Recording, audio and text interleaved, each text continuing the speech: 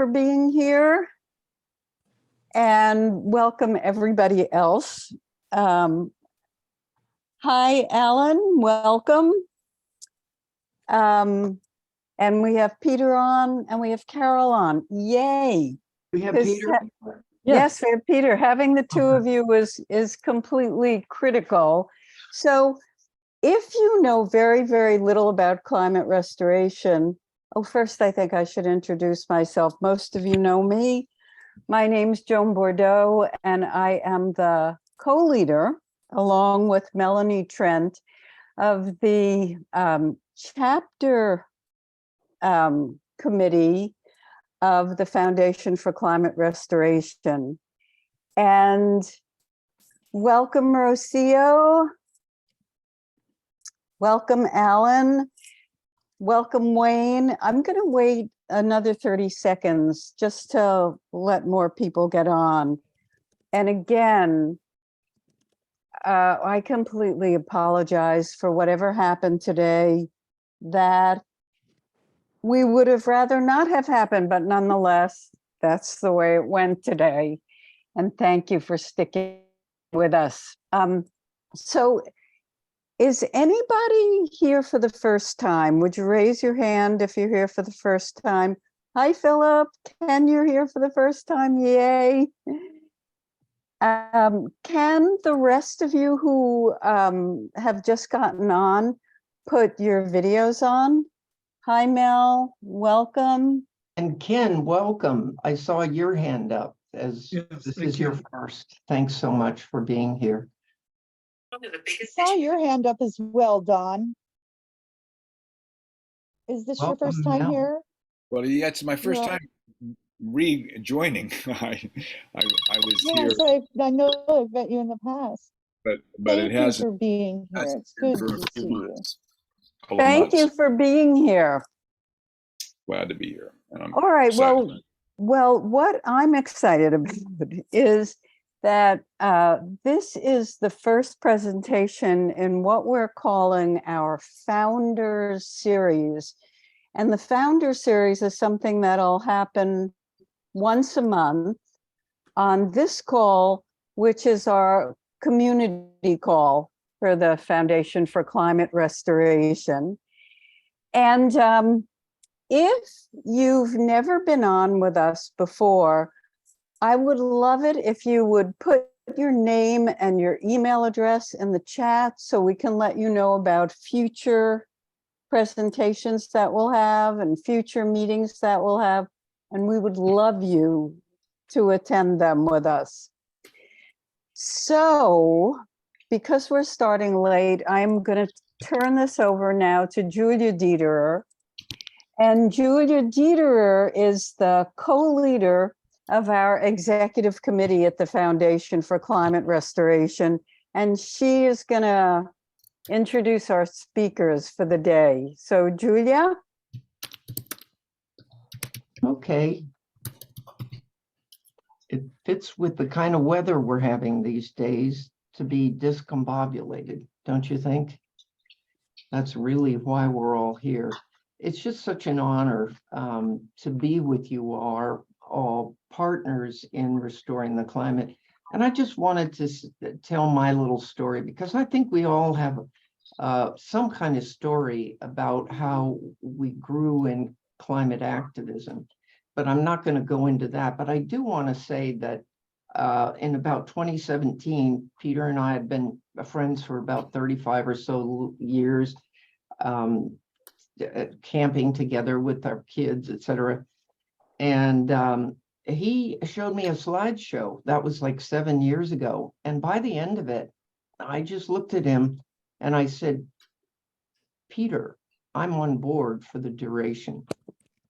Because I, for the first time, got that the climate can actually be restored to a livable, wonderful climate. And before that, it was all about scrambling and settling and worrying. And not to say that it isn't worrying now, but I'm targeted at where we want to go, not where it seems like we have to settle. So I'm the my role at this point is co-lead of the executive committee of the board of the foundation. And I'm just really thrilled to introduce Carol Douglas and Peter Fiekowksy. Peter is the man who just saw what we could do, and he keeps doing the numbers and figuring out, yes, we can do this, yes, we can do that. And I'm so happy to be able to have him here to share with us all what is the leading edge right now in reaching climate restoration by 2030 and getting it scaled up by 2030. And Carol Douglas has become such a partner in this. She co-writes things with Peter. She co-wrote the book with him, and she is such a thought leader. And I'm thrilled to have her here too. She'll be facilitating the Q&A as well as being part of Peter's presentation. So I'll turn it over quickly to you, Carol. Okay, great. I had a similar experience to Julia's, but I think I'm going to save that story for another time since we're starting late, and basically turn it over to Peter. After a gentle request that we all try to remember to stay muted unless we're speaking, and we definitely want your questions, but not the background noise and phones and whatnot. And thanks again for bearing with this technical difficulty. We knew, yeah, it's the first time. So Peter is, well, actually, I will give a little more of an introduction to him. He is, he's the founder of the movement and the foundation and a lot of other groups that are all working to restore the climate. He's the person who put in the research and the calculations to figure out we actually can do this. We don't need to settle for just making climate change a little less horrible, which is in fact our official goal, if you can even call it much of a goal. He's the person who figured out that we can restore the pre-industrial climate, or at least the CO2 levels by 2050. And we really, every day is proving to us how urgent that is. So I will turn that, it's a great honor actually to be working with him and to turn over the floor to Peter Fiekowksy. Well, thank you. Thank you very much. It's great to have a crowd of people here. I'm so sad that there are a lot of people who have the wrong Zoom link. And if you know anyone who's there, we'll redo something. But collect the names. I got about 6 different emails of different groups promoting this. So let's all take a second of like, oh, wow. Okay. There's been a lot of progress in the last few months this year, and I'm going to start in an odd way. So I'm going to go do that with the screen share. And because I had a great conversation yesterday with the head of the London Protocol, the former head. Oops, hold on. Oh, I did this wrong. I did it wrong.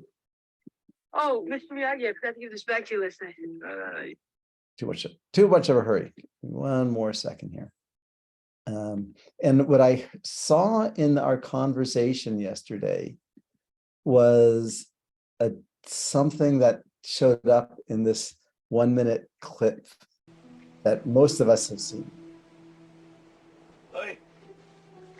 Oh, Mr. Miyagi, I forgot to give this back to you last night. You keep. Oh, thanks a lot. Sir, ready? Well, yeah, I guess so. And your son must talk. Walk on the road. Walk right side, safe. Walk left side, safe. Walk middle. Sooner or later, get the squish, just like grape. Here, karate, same thing. Either you karate do yes, or karate do no. You karate do guess so. just like grape. Understand? Yeah, I understand. Okay. So where'd my link go here? So climate restoration is an approach to working on the climate, and it's a very different thing. There's a lot of people who are working on things that are not climate, and that's a great thing.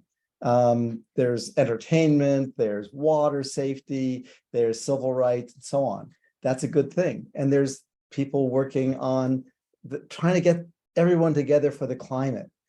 Climate restoration is about actually getting the climate back to the way it was, not trying, it's actually doing it.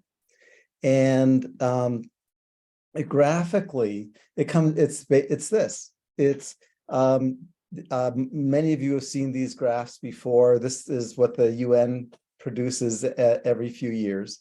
This is CO2 over the last 200 years. And it's been going up, of course. And then the UN has been talking about the middle of the road is like, well, let's just try to stabilize it. And that brings us to about 450, maybe 425. That's not possible anymore because it's already 425. And the warming is, again, this is many years old now, 1.5, but we're already at 1.5.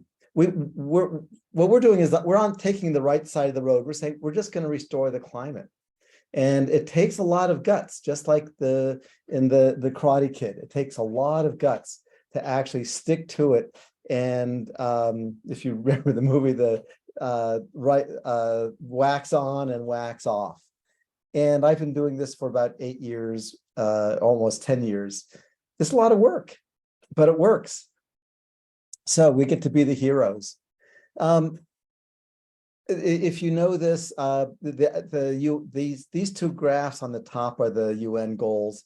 And what we want is to restore a historically safe CO2 by 2050 and restore zero warming, actually get back to what our planet allowed us to survive with. And by 2100, that's totally doable. And I'll talk about a couple of the things that make that very doable now. The first thing is to say that we have a roadmap. Again, the top line is the UN roadmap of gradually decreasing emissions. Our roadmap adds to that, removing a large amount of CO2, so we get to 60 gigatons per year removal. And that's what takes us back to the safe climate.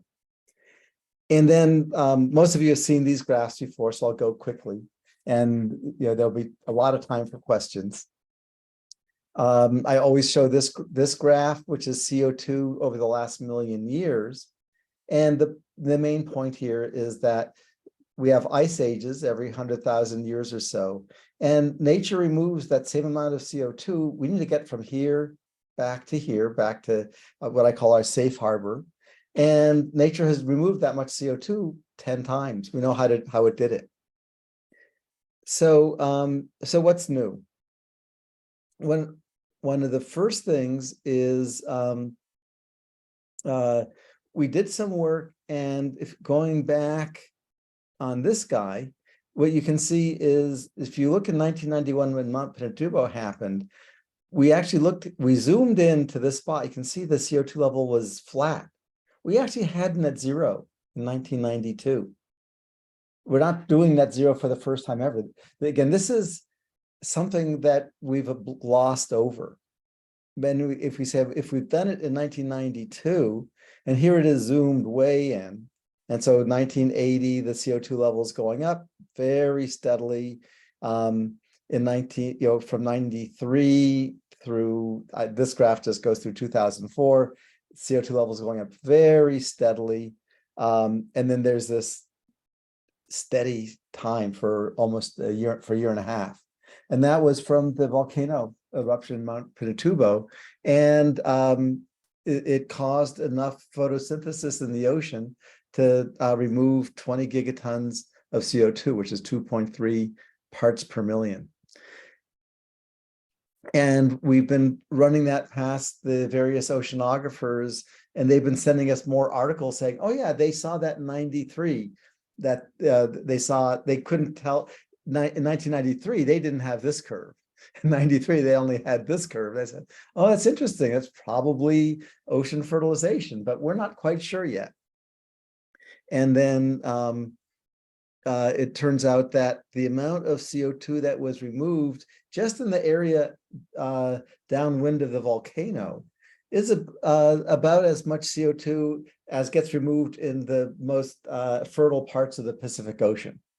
About 30% less. But the point is, it's totally reasonable. It's been done, but just hasn't been done carefully.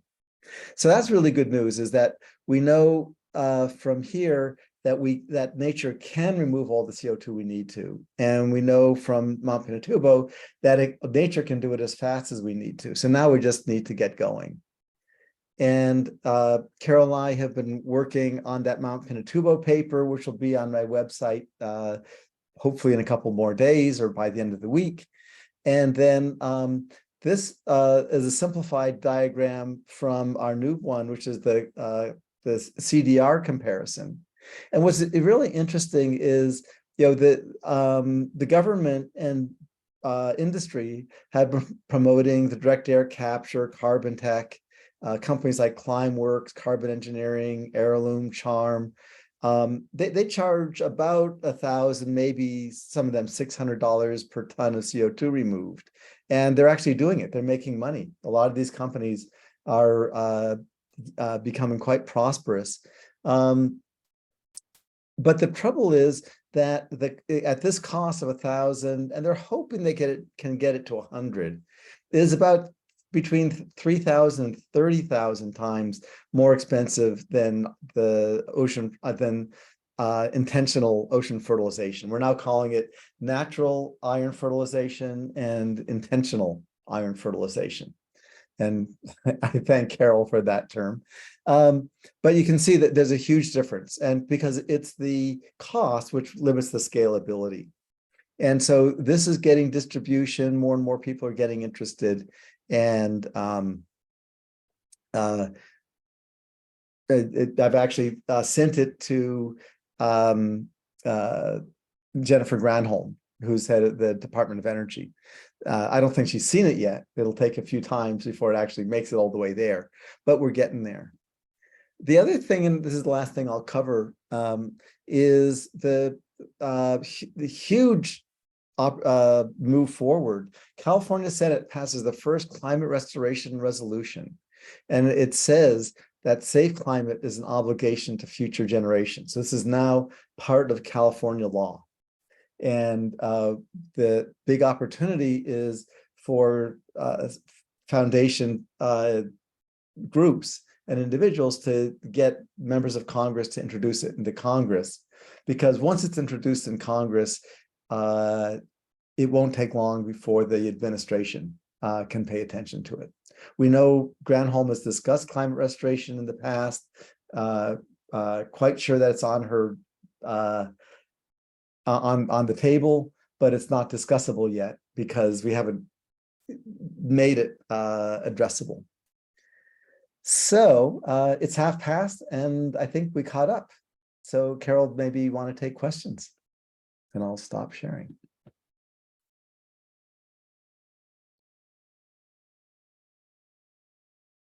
So if you have questions, while Carol is getting warmed up, if you have any questions, go ahead and raise your hand, or put them, preferably raise your hand, or you can put them in the text in the chat.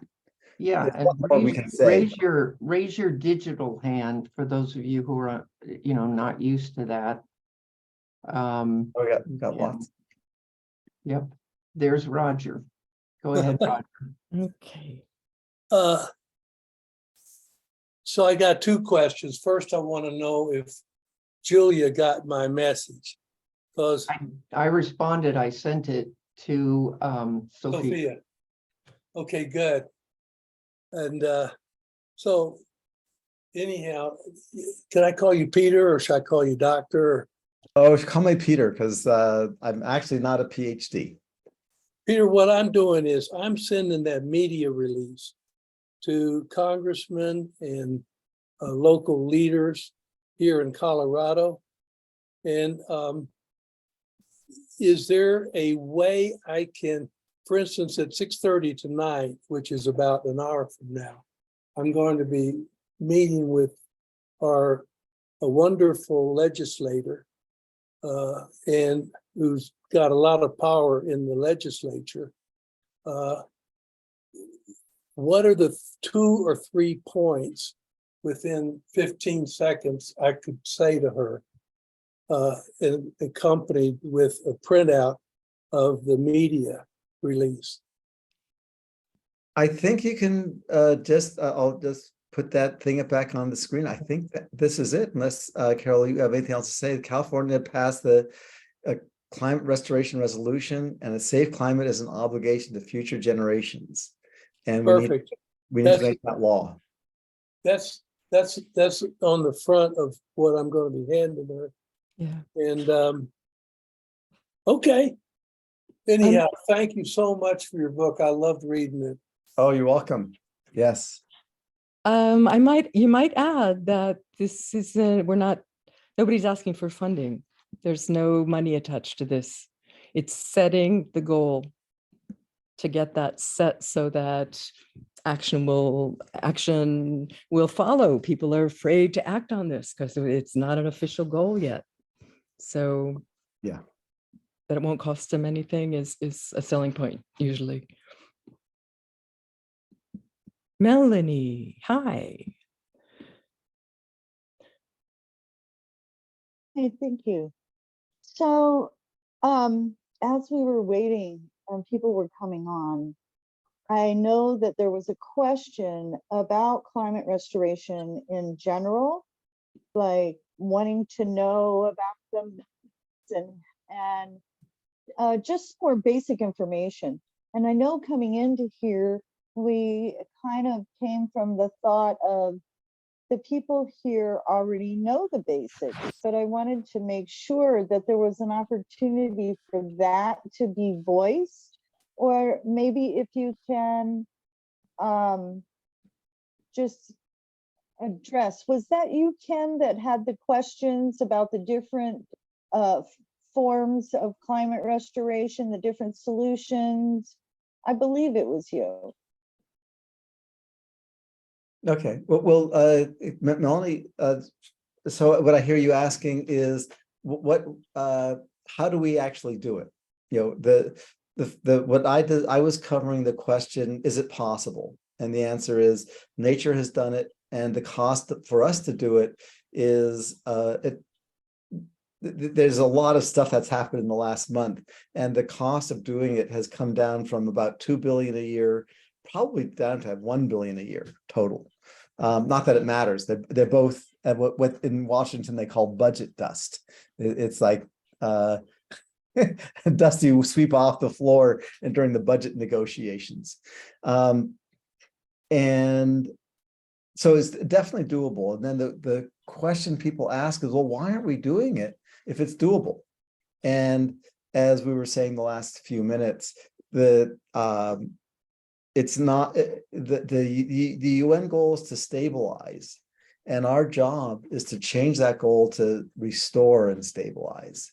And the people who have the opportunity to fund restoration, they're simply not funding it because they're not willing to implicitly go against the UN stabilize. Reducing CO2 40% is not stabilizing. Now, it's what everyone wants. And again, that's the advantage of a group, citizens group like this, is to make climate restoration an idea whose time has come. Just to cover the 3 main points about climate. First, the first thing is that everyone wants to restore the climate. I'm always listening for opponents, and I've never had an opponent say, I don't think we should restore the climate. I've had people start out saying, I don't think we can. But once they see the data about nature, that conversation goes away. And then they say, politically, I don't think we can. But then again, that's why the 30 of us are here.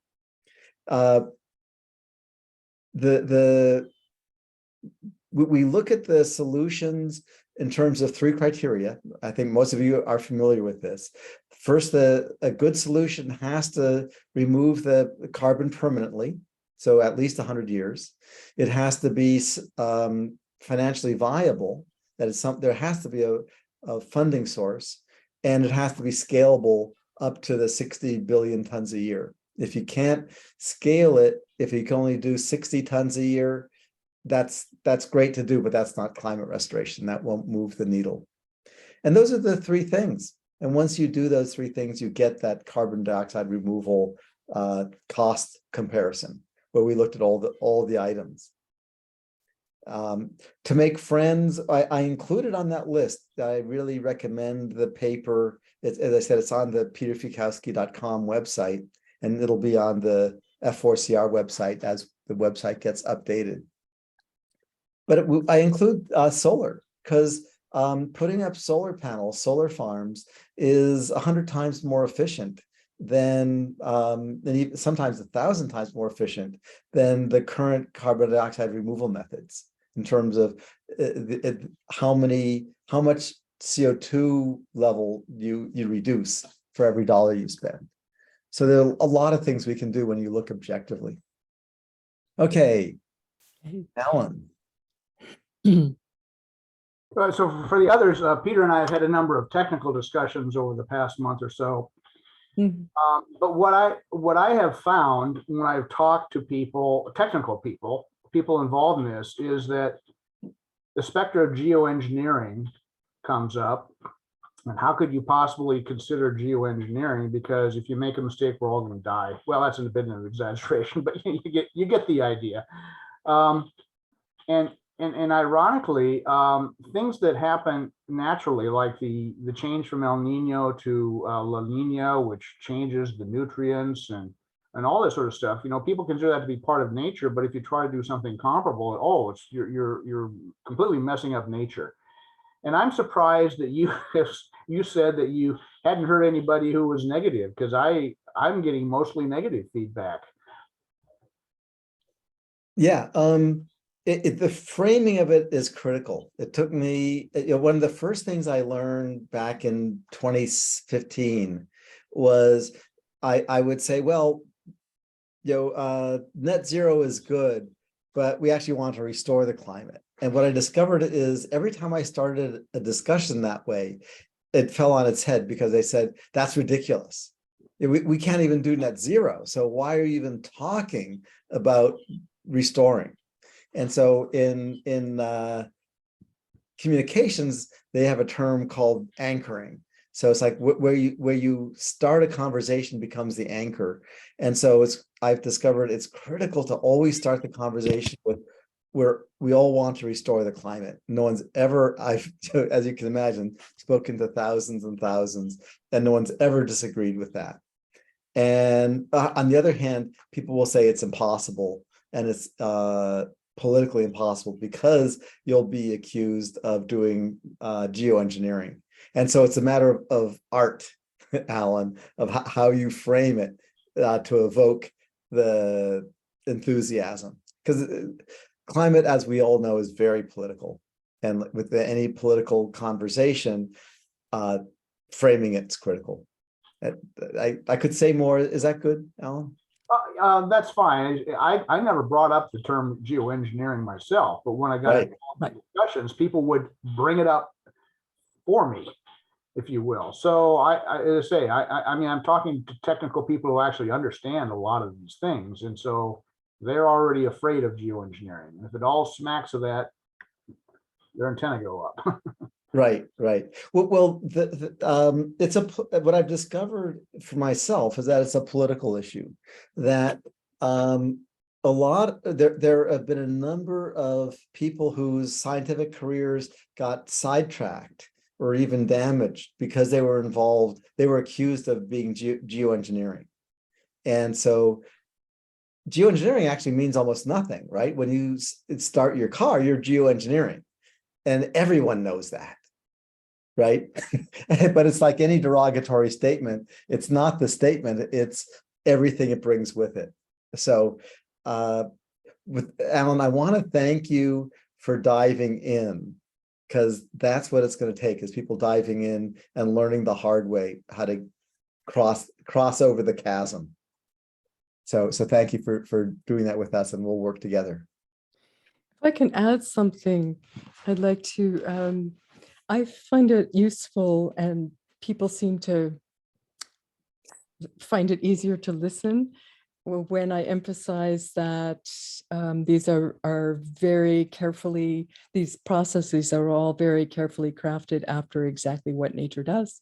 She's been doing it for like millions, in some cases billions of years. This is very intentional biomimicry or geomimetics, depending on how technical your audience likes to speak.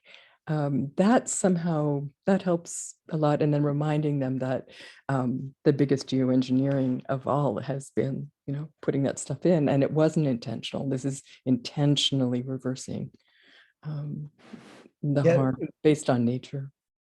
Going back to my little clip of Miyagi-san and the Karate Kid, when I spoke with the head of the former head of the London Protocol yesterday, what I could see is what had me think of that clip preparing this morning, is that most of us are going down the middle of the road. We don't want to get too far to the left or too far to the right.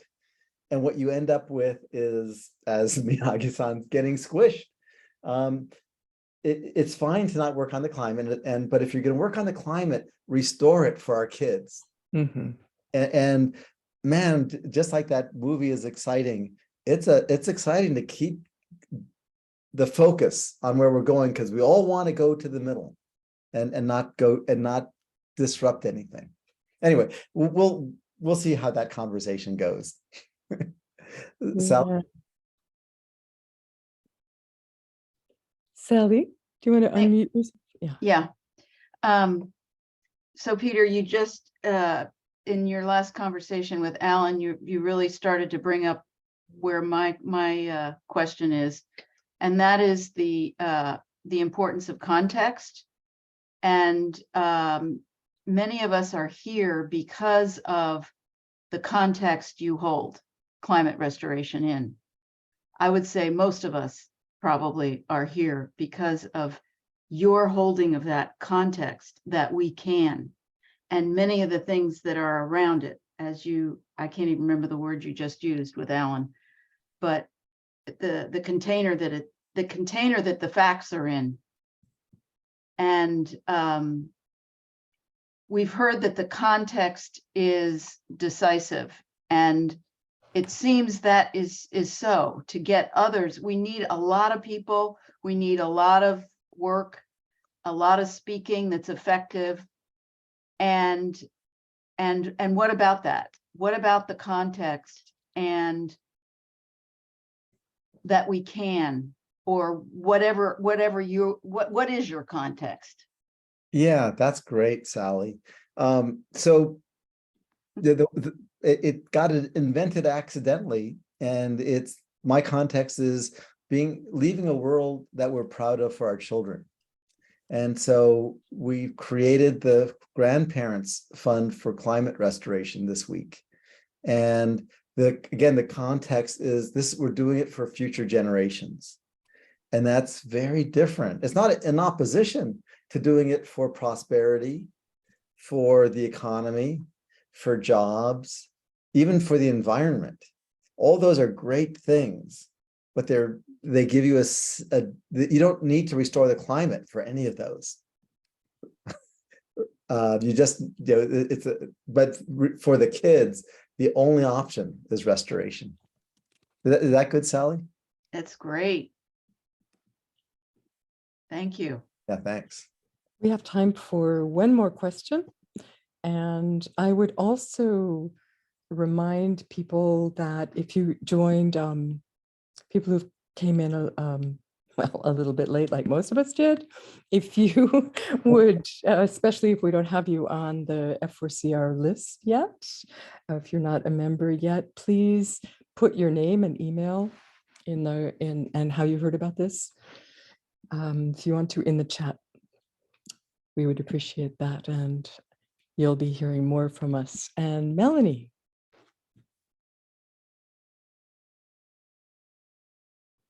Thank you. Oh, Peter, going back to what Alan was sharing about earlier, that place where people feel like, oh, you're bioengineering and we're going to destroy everything. That that place of it would be a huge disaster and we might cause irreparable harm. Can you speak to how you would approach something like that safely, and how you would and how you'd be sure that you're not causing that irreparable harm? Thank you. Yeah. Well, Carol said it very well, I think, that the two methods that we're focusing on now, because it's much more urgent now than it was in 2015 when we got started at the Paris talks. The ocean fertilization is exactly what nature does. And what it looks like it would require about 1% of the ocean to be restored per year, which is not very much. And we do it the same way that dust storms do it. And so there's never been any record, any report of bad side effects of doing it. And here's the flip side, is that when I talked to the former head of the London Protocol yesterday, he started the conversation very concerned. He said, listen, I don't think we should do it. And I asked him why. And he said, well, because doing it at scale is very dangerous. Well, what does that scale mean to you? He said, well, about 25 to 30% of the ocean, the Southern Ocean and the southern third of the Pacific Ocean is what some of the scientific articles say that's needed. And I said, well, let's take that off the table, because that's a non-starter. But then the question one might ask is, well, wait a minute. Why was the head of the London Protocol thinking about doing almost the whole ocean? They call it full basin fertilization. And the answer is that the scientists were being conservative. And they're saying, yeah, sometimes when we do testing, it works great. And sometimes when we do testing, it hardly works at all. Well, why don't we just assume that it's going to work very badly, and then ask how much of the ocean would we need to do if the iron fertilization works very badly? And that's how they got the 1/3 of the ocean. Now, in engineering, the scientists tend not to be engineers. In engineering, what you do is you say, oh, let's figure out what worked well, and let's build on what worked well. But in terms of predicting the future, for scientists, they assume that it's going to be random. They call it I forget what they call those studies, the Monte Carlo studies. If you studied science, you're familiar with that, where you try everything. That's the scientific thinking. And Melanie, I think we need to honor that thinking and realize that people do think that way, that the future is a Monte Carlo experiment where the roulette wheel turns and turns and turns. And we're actually saying, no, we're actually putting putting our bet on we're actually setting it up to go the way we want it to go. So I hope that's not too much talk. Is that useful, Melanie?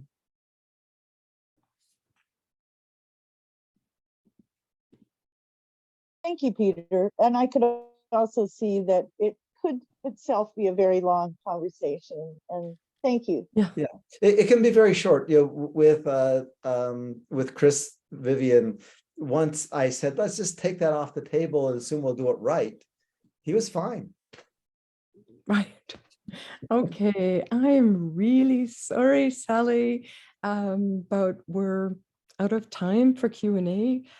Good things go fast, and I'm going to, but hopefully this is a taste of what's on the leading edge now and what Peter is thinking about, and we will have more such discussions, and we can let people know that this was exciting and everyone should come to the chapter meetings. So Joan, you want to wrap it up? Thanks, Carol. So as I said at the beginning, once a month, on this chapter call, which is our community call, we're going to have conversations like this with people like Peter and, you know, a raft of speakers that Carol is putting together for us. Right now, Alan Hyman, our chairperson, the chairperson of our board, wants to share an opportunity with us. Alan, please. Yeah, if you'll go to your chat, I put it in really early at the beginning of the call, but sort of at the top of the chat, you should see a link to register a legislative update, which I believe, Peter, you and Carol are going to be at with Senator Cortese to talk about his resolution on climate restoration. And I assume where we go from there. And I think the more people that are on that call, the more it'll get other legislatures. And I mean, if we have 50, 60 people that are listening to what he has to say, it's surprising the small amount of electorate that can really influence legislators if they see them interested in it. So I would encourage you and encourage your friends to register for that webinar. I'm sorry, what date was that? You It's know, the can you 16th. repost that, Alan? For the, Repost it? Well, would you I had please to repost type it that in. for us that joined late? Pardon? Okay. I don't know that I can repost it. I typed Sorry, it in at the Cynthia. top of the chat. It's www.tinyurl.com/climate restoration CA. It should be right at the top of the chat. Shouldn't be able to miss it. For www. those of us that joined late, it's not Oh, in our chat. okay, Anybody who I joined got after you put it there, we don't have it. okay, I'll type it in right now. I'm sorry, but take the time. Joan, Thank did you. you want to go on to It's something else? not a problem. We have a couple of minutes left. Okay. So I want to tell you what we're going to have here next week. Carol England, who many of you know, and if you don't know Carol England, she's spectacular. She's spectacular, and she's going to do a presentation on great letter writing. I mean, the kind of letters that you write to the editor and they get published, not the kind of letters you write to the editor and they end up in the waste paper basket. So she's going to do that presentation next Wednesday, 4 to 5 Pacific time. For those of you who've never been with us before, thank you for being here today. And we would love to have you return. We'd love to have you come back. The only way we can let you know about future presentations and future Zooms and future meetings is if you would put your name and your email address in the chat, and we'll grab the chat so we can communicate with you. Peter, thank you for being awesome. Thank you for being our founder. Carol, thank you for being Peter's full partner in letting us hear this and know about this. And let's see. Well, gosh, we have. Did everybody get that? I think David posted it and the date. I'm pretty sure it's 2:30. I didn't double check, but from my memory, do you know, Peter, right off the top? It's 2:30, I think, in the afternoon, Pacific time. I also see in the chat for people that were joining late asking excuse about. me, it's 12:30. I see Sophia asking about a recording, and we will send that out to everyone. It's 12:30, so let me get that correction in there. It's August 16th at 12:30 p.m. to 1:30. Yeah. Great. And Jim, you had a question?